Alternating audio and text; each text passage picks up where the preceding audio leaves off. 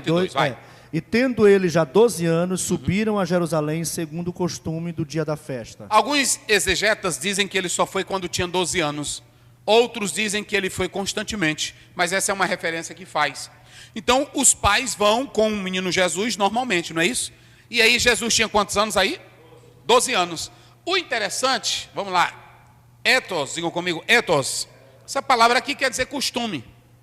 Esse costume era uma prática normal, escrita da lei, que levava José e Maria a irem aonde? Ao templo. Ou seja, era um costume prescrito, era um costume Eles sabiam que tinham que estarem lá. Aí tem um costume que não é prescrito, é um costume geral, que nasce pelo costume da prática, do hábito. Por exemplo, escovar os dentes, é o quê? Aí é um hábito que você, às vezes você não precisa mais nem nada mandar, o seu consciente já ordena, você já vai lá, pega, terminou em seu dia, escova, mesmo que tu não tenha comido nada. Aí tu escova, meio-dia, escova, e quando vai dormir, escova. Às vezes tu não tem mais nem dente, já arrancou tudo, só tem a chapa. Mas tu pega a chapa velha e escova ela todinha, e bota dentro de um copo d'água e fica lá do lado, entendeu? É assim. Eita! Pronto. Então, aqui esse ethos, esse costume, nós temos o prescrito, nós temos os hábitos, que são vistos como costumes, que não são imposições. Só que aqui eles iam para o templo para dar graças, mas eles estavam indo para cumprir a palavra porque quem manda é a palavra de Deus. Se a palavra de Deus manda, você tem que cumprir, ok? E aí vocês podem observar aqui, há um casal que valorizava as coisas, eles tinham um bom costume. Isso aqui é interessante, irmãos. A vida da introdução de um menino judeu no Bar Mitzvah, que é o filho do mandamento, não é isso? Mitzvah, mandamento. Esse mandamento, nós temos várias palavras que estão relacionadas à lei, mas nós não vamos entrar nesse detalhe.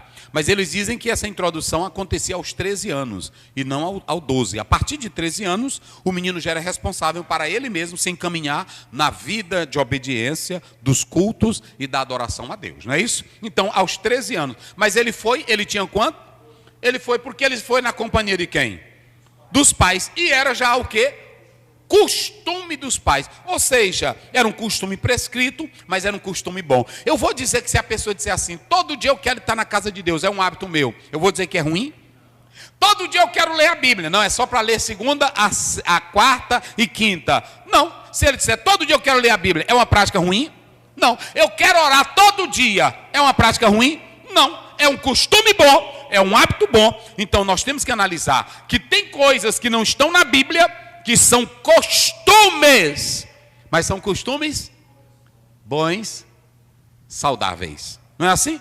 Costume saudável. Por exemplo, tem coisa que não está na Bíblia, mas pela tradição, pelo respeito, os líderes de Deus, eles criaram, e aí é um costume o quê? Saudável. Ainda que não seja bíblico, mas é um costume bom. E Deus valoriza costume bom. Eu vou dar um exemplo aqui para vocês. O capítulo 35 do livro de Jeremias, os recabitas, eles tinham um costume de não beber.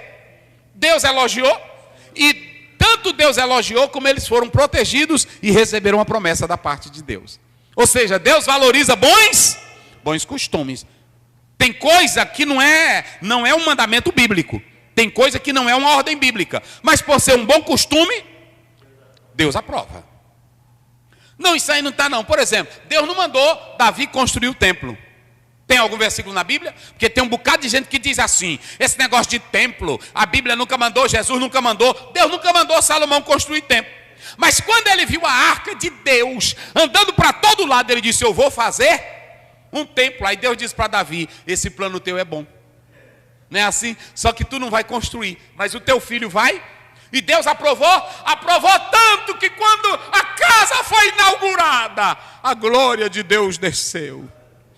Rapaz, coisa é boa mesmo. Vamos lá para nós correr aqui. Então, ali era um bom costume de ir para a casa de Deus. Não liga para esse pessoal não, irmão, que diz que você não precisa ir e etc e tal. A Mishnah, se vocês analisarem essa expressão no hebraico, do Shaná, essa Mishnah é ensinar. Se vocês analisarem, a Mishnah, ela é revisar. Ela passou a ser algo escrito daquilo que era a tradição oral. Então, você tem aqui essa perspectiva. A Mishnah falava isso.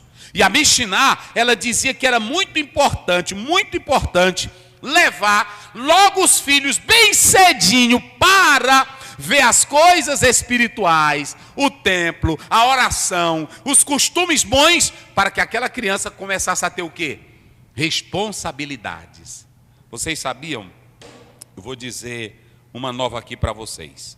Porque quando ela viesse a aceitar o bar mitzvah, ela já estaria apta, porque ela já tinha os costumes. E eu vou mostrar na Bíblia. A Bíblia diz que o Isaac disse para Abraão, no capítulo 22, eu estou vendo o cutelo, eu estou vendo a lenha, eu estou vendo o fogo, mas cadê o cordeiro? Ele sabia da prática.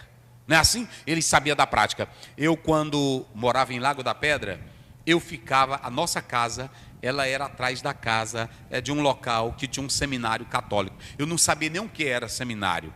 E aí, eu ainda adolescente, consagraram um padre na cidade. Esse padre depois, só para vocês terem uma ideia, meu pai foi ser pastor numa cidade, em Lagoaçu, e esse padre depois foi ser padre em Lagoaçu. Ou seja, meu pai se tornou pastor e ele depois fez seminário, se tornou padre. E quando eu via as festas e as consagrações, eu perguntava, rapaz, o que é isso ali? O que é aquele negócio ali? Aí a pessoa me dizia, hoje são os seminaristas que estão fazendo para ser padre. Aí eu digo, eles vivem ali dentro trancado. E eu achava bonito aquilo. Vocês entenderam? Olha, eu adolescentezinho, daí nasceu também a vontade. Eu disse, eu quero ser uma coisa consagrada para Deus. Aí eu ia para o templo, na hora que eu vi uma pessoa, tinha irmãos que me pegavam no colo, eu pequenininho, botava no colo, e dizia, esse aqui vai ser um pastorzinho. Vocês estão vendo a importância de você influenciar seus filhos com as coisas espirituais? Então faça isso. Tem pai que não vai para o culto, a esposa não vai, não leva os filhos. Qual é o interesse que esse filho vai ter pelas coisas de Deus? Nenhum. Vamos lá. Maria e José eram pais descuidados? Eu vou correr aqui. Tem gente que diz que eles não tiveram cuidado. Não, eles não eram descuidados. Todo mundo ali era família. Todos eram família, eram caravanas. Os filhos menores iam com a mãe. Os maiores, os mais velhos, ficavam com o pai. Então, o José pensou que Jesus estivesse com... E a Maria pensou que Jesus estivesse com José. Aí quando procuraram, disseram, não está aqui. Não está aqui. Aí é que eles foram para o templo. Mas nem o pai e nem a mãe aqui, eles eram descuidados. Porque a Bíblia diz que Maria guardava tudo em silêncio. Eram pais responsáveis, cuidadosos. Só houve esse incidente aqui, ok?